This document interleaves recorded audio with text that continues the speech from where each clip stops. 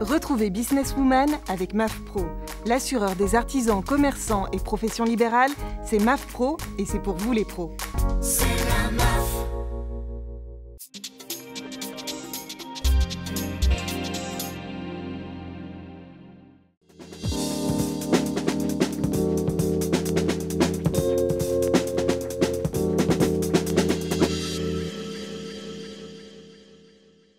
Bonjour à toutes et à tous, bienvenue dans Businesswoman. Pas besoin de faire un saut dans le futur pour parler de l'intelligence artificielle, des chatbots, mais aussi des robots. Car aujourd'hui, la tech est partout. Dans la médecine, les transports, les sciences, l'industrie, la domotique, domaines qui ont tous connu des avancées majeures au cours des dernières années. Et qui pourrait mieux nous en parler que des femmes qui se sont lancées à l'assaut de ces secteurs. Alors, pour cette émission, nous recevons Audrey-Laure Bergenthal, fondatrice d'EVK, une start-up spécialisée dans les technologies robotiques. Marjolaine Grondin, vous êtes la fondatrice et CEO de Jam, un chatbot inspirant pour le quotidien des jeunes.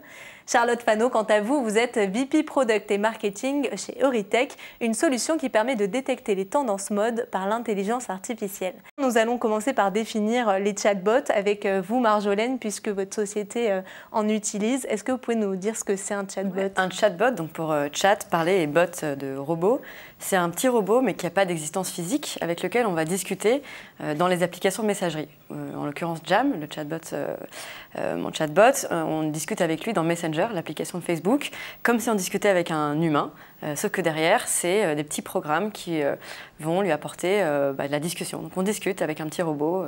Voilà. C'est une boîte de dialogue virtuelle, un assistant. C'est un peu ça et un peu amélioré par rapport à ce qu'on a connu ces dernières années. C'est pas juste de la relation client ou de l'aide, ça peut aussi faire plein de choses plus inspirantes. Quelle différence donc avec les robots, Audrey-Laure, vous avec lesquels vous travaillez? Nous, ce sont des robots physiques, donc pas de virtuel, même si on a un logiciel qui permet de les piloter. Et nous, on fait la nouvelle génération du mannequin de couture. Donc c'est un mannequin robot évolutif et connecté qui permet de reproduire tout type de morphologie, de varier de taille en quelques secondes. Et par rapport à l'intelligence artificielle, alors Charlotte, vous avec laquelle vous travaillez, comment ça se passe? Quelle est la différence? L'intelligence artificielle, c'est très vaste. Aujourd'hui, on parle beaucoup de deep learning parce que c'est une technologie qui a été énormément améliorée depuis quelques années. Donc, chez Euritech, c'est ce qu'on utilise. C'est une technologie qu'on utilise pour reconnaître des éléments dans les images, des éléments spécifiques à la mode. Et ça consiste à apprendre à la machine, à partir d'un certain nombre d'exemples, à reconnaître des choses pour ensuite généraliser cette reconnaissance à des millions de nouvelles images qu'elle n'aurait pas vues et sur lesquelles elle n'aurait pas été entraînée au préalable. Donc ça décuple la puissance de la machine. Et pour vous, donc, quel est l'objectif de cette utilisation? Donc nous, ça nous permet d'analyser chaque jour des millions d'images sur les réseaux sociaux pour en extraire des tendances pour la mode. Quel est le potentiel dans ces domaines, Audrey-Laure? Le potentiel de robotisation, il est grand. Après, il y a quand même aussi la notion d'acceptation par la société. Donc, on voit bien qu'instinctivement, il y a quand même une forme de réserve. Donc, on n'ira pas très loin et que ou trop loin, comme dans les films de science-fiction qui veulent faire peur aux gens. On aura surtout des robots. Le but du robot, en fait, c'est de venir vraiment décharger de tâches répétitives, chronophages ou fatigantes. Les robots dans les entrepôts qui vont chercher les trucs tout en haut et qui les redescendent tout en bas et qui portent des charges hyper lourdes. C'est un vrai intérêt. Donc oui, il y a des métiers du type cariste ou des choses comme ça qui peuvent disparaître, mais est-ce que vraiment on a intérêt à avoir des gens qui se cassent le dos et que la Sécu, elle essaye de... Et nous, on a en plus de la chance en France parce qu'on a une sécurité sociale, mais dans d'autres pays, on a des gens qui se retrouvent avec des troubles musculo-squelettiques sur des tâches comme ça. Et honnêtement, je pense qu'aujourd'hui, on peut viser mieux grâce à ces robots. Et côté chatbot, le potentiel? Le potentiel, c'est justement, c'est la même chose dans l'idée de décharger de tâches chronophages, répétitives, pas à valeur ajoutée pour ce que c'est qu'être humain. Enfin, voilà, j'ai ajouté une tâche dans mon agenda, commander quelque chose. C'est pas ça en fait qui est intéressant. Moi, j'aime bien prendre l'exemple de la calculatrice. C'est pas parce qu'on a inventé des calculatrices qu'on fait plus de maths ou qu'on calcule pas des choses ou qu'on réfléchit pas. C'est juste qu'aujourd'hui, ça ne fait aucun sens de dire c'est moi qui vais faire ma division, multiplication, etc. C'est pas ça qui est intéressant, c'est plus j'amène le besoin, j'ai besoin de calculer ça pour quelque chose, avec une calculatrice, je le fais en un quart de seconde.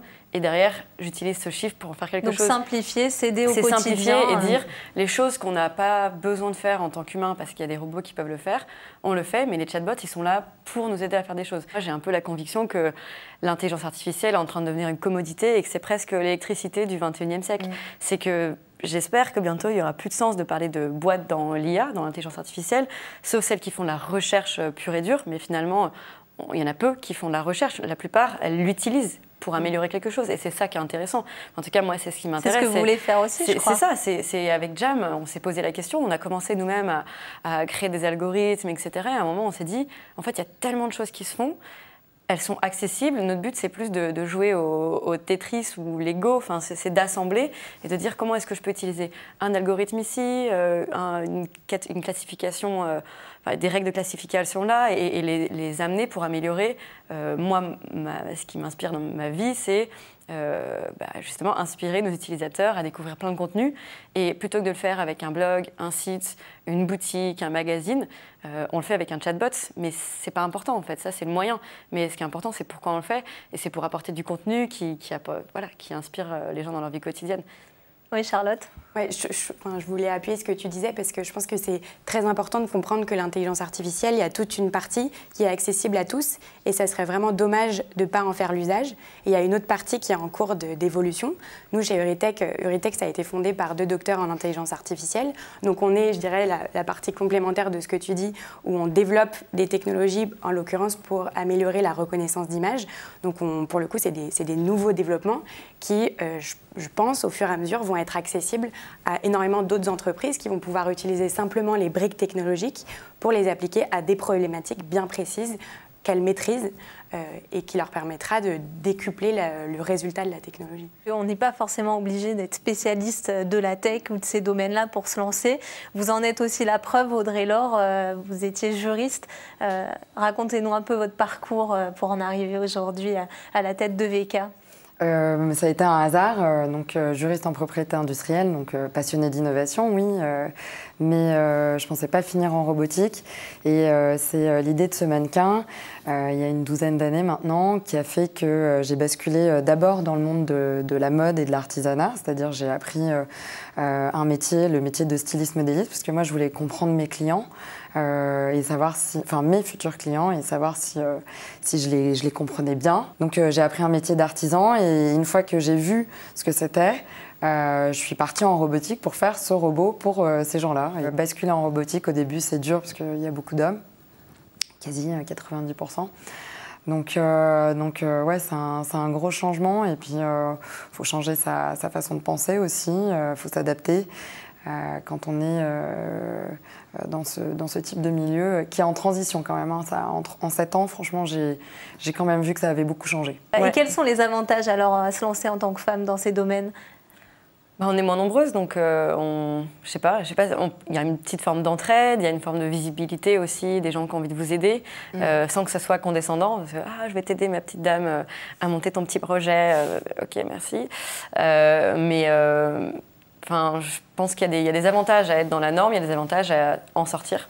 Et ils sont différents et c'est un peu ça, quoi. C'est quand tu n'es pas dans la norme, tu es plus visible, tu as peut-être plus la niaque aussi parce que tu as envie de dire je vais montrer l'exemple, je vais montrer que moi aussi, en tant que femme, on peut y arriver en tant que jeune femme qui n'est pas tech à la base. Donc c'est assez chouette aussi. Quels conseils donnez-vous aux femmes qui hésitent à se lancer dans ces métiers, à rejoindre ces métiers ? Je dirais je pense qu'on ne peut jamais regretter de se lancer parce qu'on apprend forcément énormément de choses. Et comme on le disait, aujourd'hui, ces technologies, elles vont juste concerner tous les aspects de notre quotidien, qu'ils soient personnels ou professionnels. Donc d'aller s'y frotter, de comprendre comment ça fonctionne, de justement faire la part des choses entre le fantasme et la réalité et de mieux pouvoir les maîtriser. Je pense que c'est forcément énorme.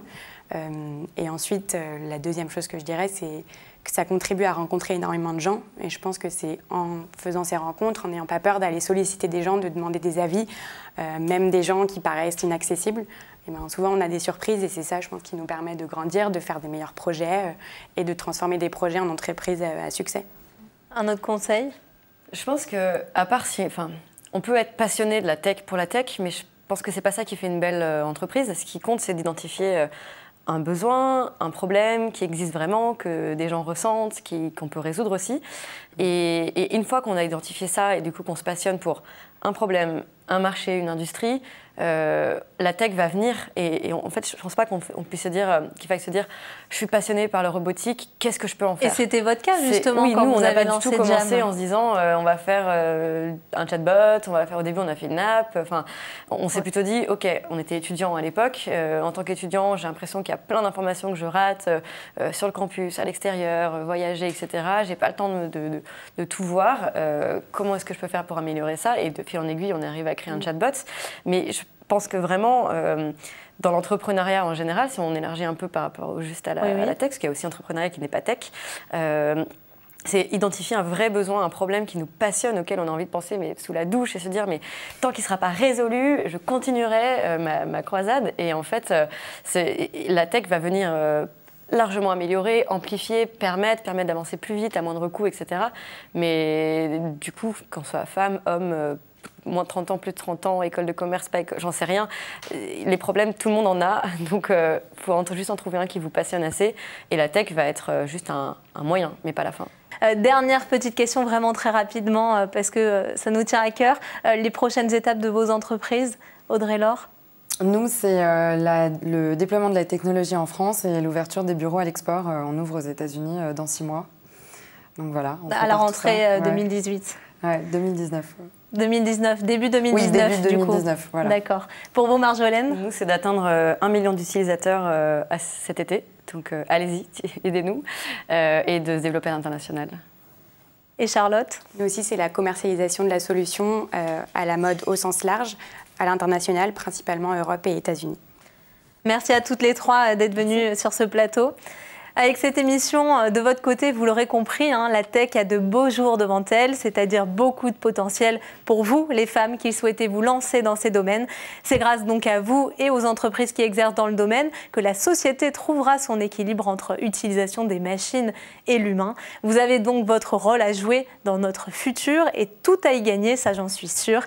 Sachez que vous pouvez voir ou revoir cette émission sur ellesentreprenent.fr, wedobiz.com et bien sûr demaintv.fr. Pour découvrir d'autres femmes entrepreneurs inspirantes, rendez-vous le mois prochain.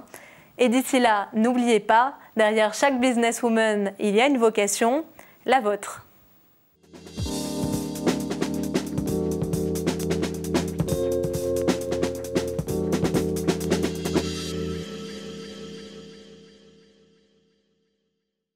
Businesswoman vous a été présenté par MAF Pro. L'assureur des professionnels et de la santé collective, c'est MAF Pro et c'est pour vous les pros.